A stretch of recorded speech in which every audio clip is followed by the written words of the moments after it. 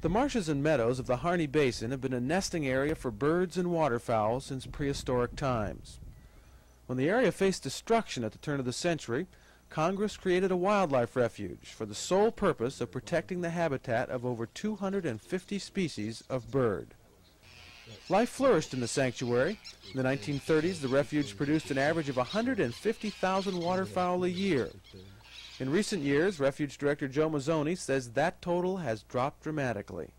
The fact that we've had that kind of a decline in waterfowl production and other wildlife production on the refuge is the reason why we're making efforts to improve our management on the area in an effort to hopefully restore production levels to those historic levels that we had in the past. But that runs smack in the face of another historic use, cattle grazing and haying on refuge lands by area ranchers.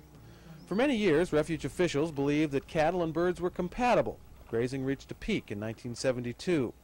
Then Joe Mazzoni took over the refuge and began a phase down of grazing based on studies that showed birds and cattle incompatible. Grazing has been reduced 54%, and the director has not announced where the phase down will stop. The reductions have hurt cattlemen like Marcus Haynes, who lives next to the refuge and enjoys all the wildlife that spills over onto his land, but depends on grazing permits for a portion of his livelihood. Haynes and 44 other ranchers formed an association to stop the grazing phase down. Well, they would like to see a little more stability here, for one thing. We would like to know when time comes to hay here or get the cattle in, that we know where we're going to go with these cattle.